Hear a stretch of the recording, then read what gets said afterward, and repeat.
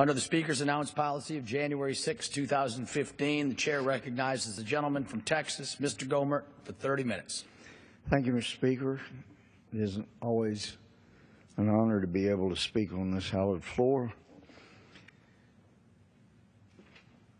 Report was made earlier today entitled House Poised to Declare ISIS Committing Genocide Against Christians and Other Minorities.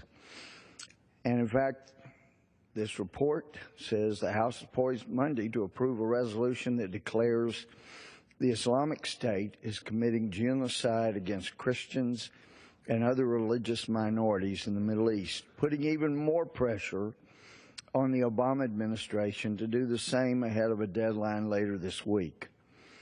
The resolution passed the House Foreign Affairs Committee with unanimous support and is expected to pass the House with bipartisan backing. The resolution comes to a vote Monday evening, just days after the release of a graphic new report by the Knights of Columbus and in defense of Christians on ISIS atrocities. The report made the case that the terror campaign against Christians and other minorities in Syria, Iraq, and other parts of the Middle East is in fact genocide. Quote, when ISIS systematically targets Christians, Yazidis, and other ethnic and religious minorities for extermination, this is not only a grave injustice, it is a threat to civilization itself. Representative Jeff Fortenberry, Republican of Nebraska, said in a statement, we must call the violence by its proper name, genocide, unquote. The resolution will be voted on ahead of the congressionally mandated March 17 deadline for the Secretary of State John Kerry and the White House to make a decision on whether to make such a declaration. The measure is an effort to force the administration's hand on the issue, as the administration has so far declined to take an official position. Quote, Christians, Yazidis, and other beleaguered minority groups can find new hope in this transpartisan ecumenical alliance against ISIS' barbaric onslaught. Fortenberry, who's co-chairman of the religious minorities of the Middle East Caucus and represents America's largest Yazidi community, said in the statement. So the measure received the backing of the House Republican leadership. Paul Ryan calling on the Obama administration to take action like recent attacks against Christians. The article goes on from FoxNews.com, indicates that it's rare for Congress to make a genocide determination. But in addition to the genocide resolution, the House is expected to vote on a measure to create an international tribunal to try ISIS members accused of atrocities. Mr. Speaker, it is pleasing to report that this House Congressional Resolution 75, expressing the sense of Congress that the atrocities perpetrated by ISIL, as the Islamic State, and its names ISIS, ISIL, ICE, against religious and ethnic minorities in Iraq and Syria include war crimes, crimes against humanity, and genocide. That passed by 393 yeas and 0 nays. It's deeply troubling that although this House, in a bipartisan way, could vote 393 for this resolution and 0 against, that Secretary of State John Kerry and President Barack Obama are having trouble deciding what they should do. Gee, is it possible they might just notice that in the House of Representatives we came together unanimously and said what ISIS has been doing is genocide? For heaven's sake, for the sake of the Christians, the Yazidis, the Jews in the area, Is it too much to ask that this United States administration take notice that there is a genocide going on? And though the administration is not doing much of anything about it, is it too much to ask that this administration at least call it what it is? That this House on both sides of the aisle unanimously said the same thing. Is it too much to ask? Even if you're not going to fight the genocide, at least call it what it is. Then that will embolden us with courage to stand up and fight more fearlessly. Is that too much to ask? I hope and pray not, Mr. Speaker. In the meantime, what we find here at home, while we're still having the administration struggle over whether to call genocide genocide, we have a report from ICE, the Immigration Customs Enforcement, ICE. It's revealed that 124 illegal immigrant criminals released from jail by the Obama administration since 2010 have been subsequently charged with murder. The Center for Immigration Studies report on the data from ICE to the Senate Judiciary Committee added that the committee is not releasing the names of these masses of murder suspects. Quote, the criminal aliens released by ICE in these years, who had already been convicted of thousands of crimes, are responsible for a significant crime spree in American communities, including 124 new homicides after the thousands of crimes they've already committed before ICE released them. Inexplicably, ICE is choosing to release some criminal aliens multiple times, said the report written by CIS's respected Director of Policy Studies, Jessica Vaughn. She added that 75% were released due to court orders or because their countries wouldn't take them back. What's more, her report said that in 2014, ICE released 1,558 criminal aliens. That's illegal immigrants in the United States who committed criminal atrocities, who had been convicted already when they were released of 92,347 crimes. Wow. As the world suffers, as this administration cannot determine whether or not to call the genocide of Christians and other minority groups genocide, at the same time, it's been hard at work.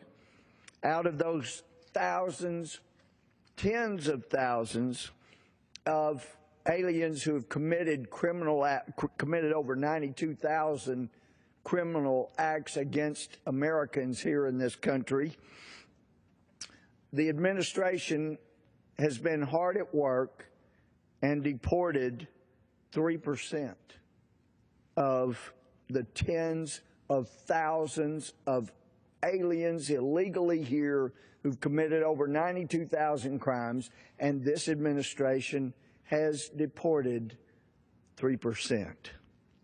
So much for protecting Americans against all enemies, foreign and domestic.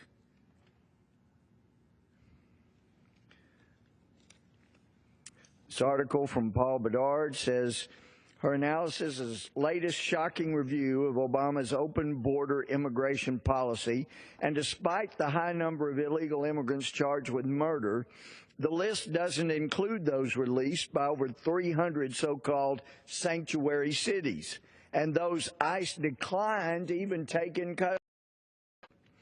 She said that 124 criminal aliens released by ICE between 2010 and 2015 were charged with murder during that period, associated with 250 different communities in the United States, with the most clustered in California, New York, and Texas.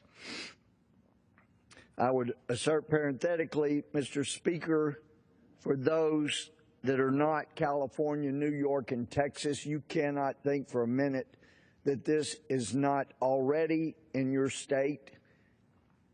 If you haven't heard about it, it's coming. It says in a memo about the subsequent crimes released, illegals to Judiciary Committee Chairman Chuck Grassley, I said the aliens were charged with a total of 135 homicide-related crimes subsequent. For my liberal friends, that means after their release from ICE custody.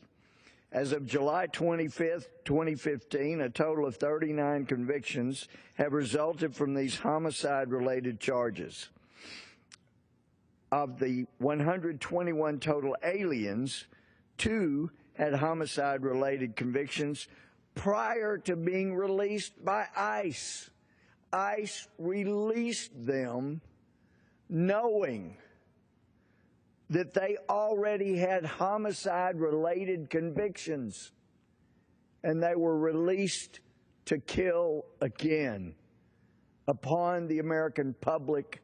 Though they violated our laws to get here, they violate our laws to stay here, this administration has seen to their release upon the American public further.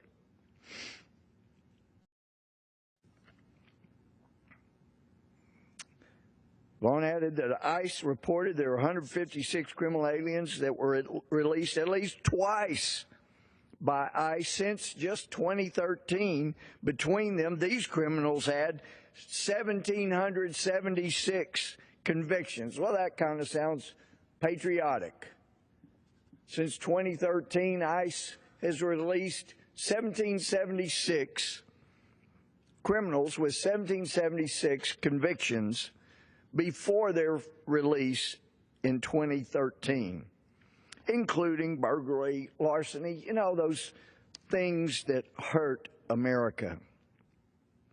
This article from CIS.org also says only a tiny percentage of the released criminals have been removed. Most receive the most generous forms of due process available and are allowed to remain at large without supervision while they await drawn-out immigration hearings.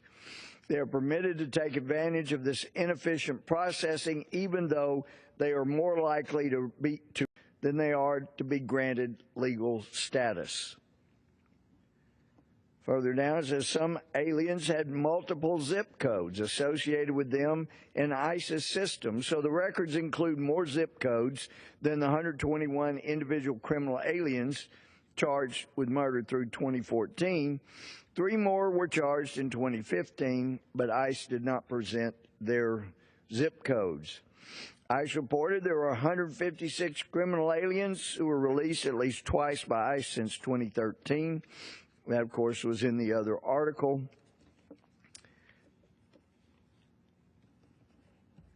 Goes on to say, ICE has previously disclosed that 5% of the homicidal criminal aliens were released due to court orders. Most of those would be immigration judges who sit at the discretion of the Attorney General of the United States.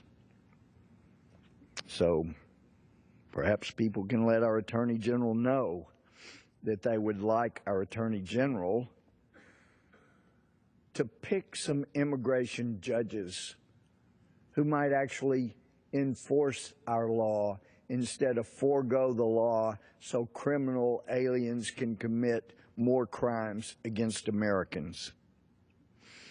And I understand there is so much going on. It's difficult to deal with all these issues at the same time.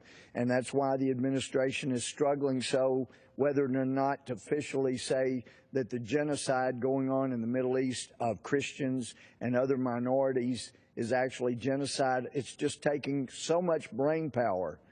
Even though in here it was 393 to 0, the administration right down Pennsylvania Avenue here just can't decide if it really might be genocide or not.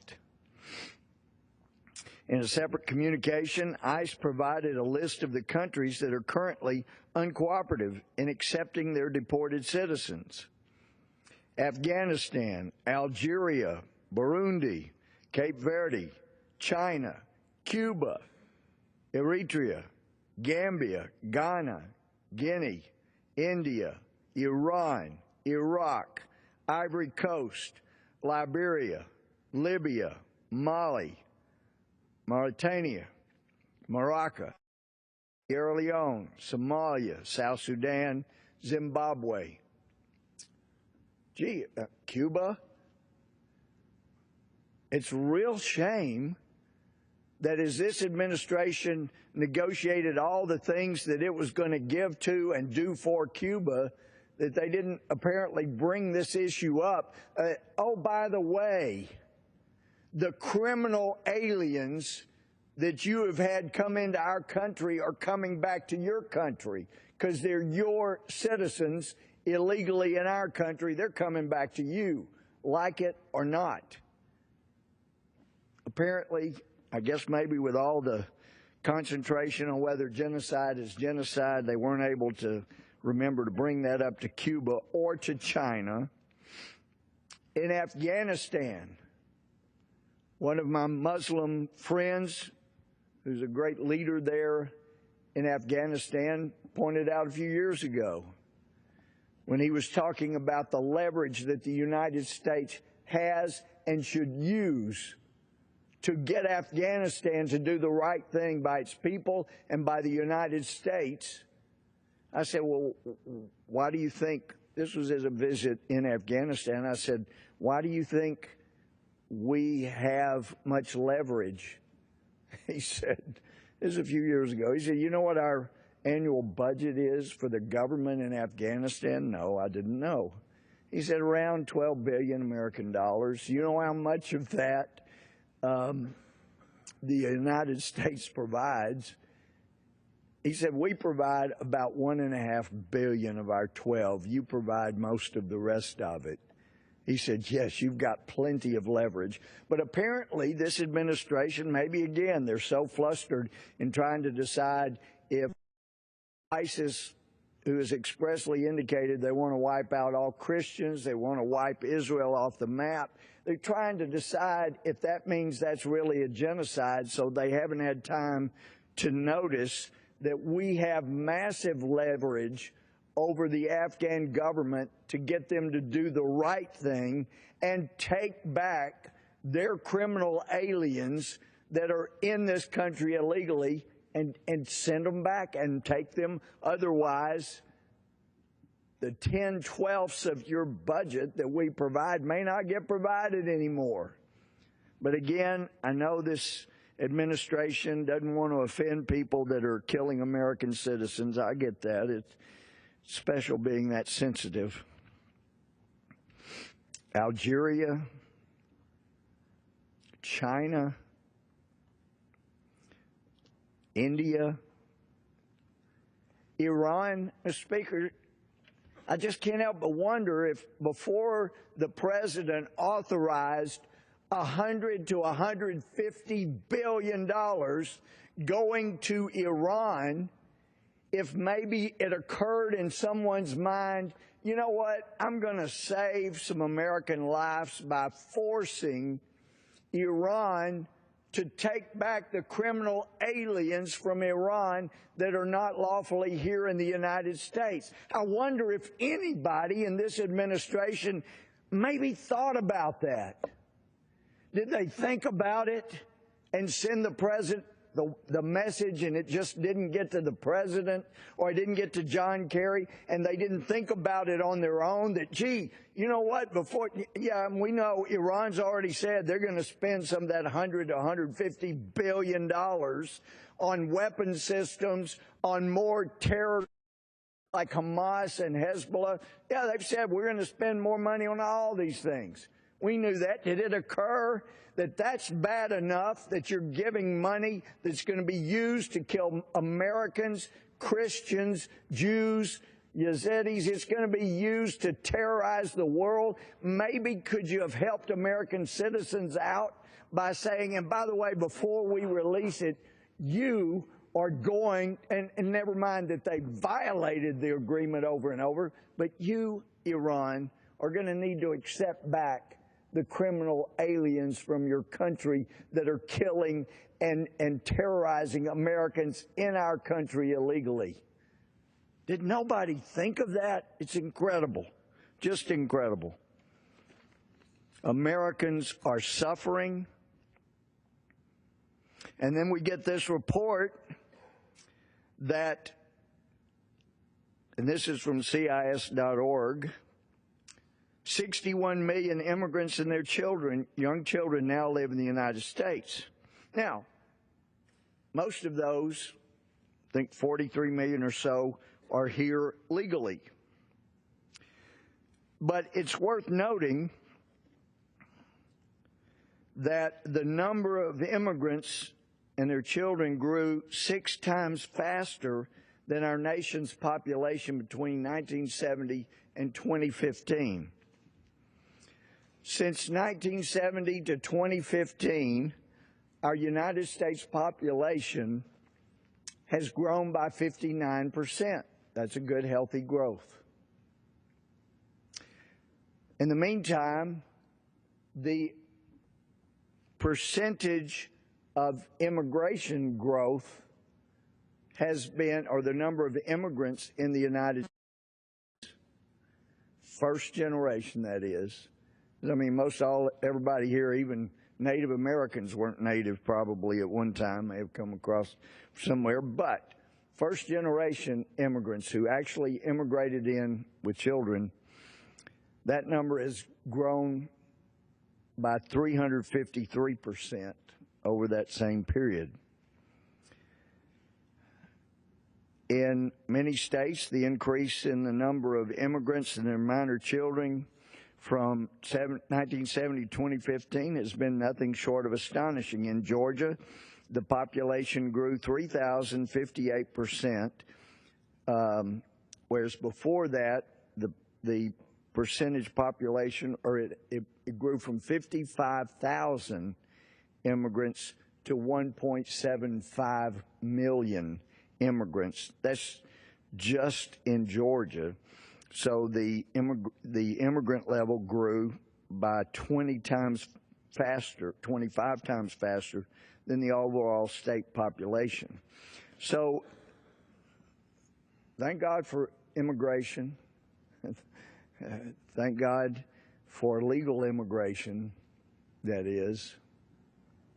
But when we abandon the rule of law and don't give ourselves time to welcome legal immigrants into this country and educate them, there's a reason that they have to be educated and are supposed to learn our language and supposed to learn some history, because there is a tremendous amount of responsibility that comes with the right to vote. You need to understand how you say what Ben Franklin said was a republic, madam, if you can keep it. You cannot keep a republic if you don't educate people that are coming in and who are foreign to the idea of the responsibilities of maintaining a republic. You don't keep it. You can't keep it. And on the wave of that came this editorial from Dan Hannan, member of European Parliament, dated today. Apparently, he spent part of last summer volunteering in a hostel for underage migrants in the south of Italy. He talks about the migrants that came in, and he says, I've seen refugee columns before, and they tend to be made up disproportionately of women and children. But of the boat people landed by the Coast Guard while I was in Italy, more than 80% were young men. Young men who I noticed took out smartphones when they disembarked and looked for Wi-Fi so as to tell their relatives, how good it was. He says official policy in Europe is based on a misdiagnosis. The migrants are treated as refugees, and there's an implicit assumption that their displacement is somehow our fault. In the weirdly narcissistic tradition of the left, the West is simultaneously blamed for having intervened in Libya and for not having intervened in Syria, but the lads I worked with in Italy were from countries that we never bombed except with aid money.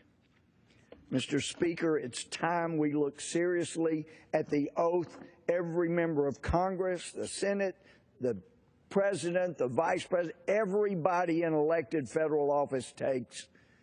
We're supposed to defend this Constitution. That means we are to provide for the common defense against foreign and domestic. And it's high time we took that more seriously.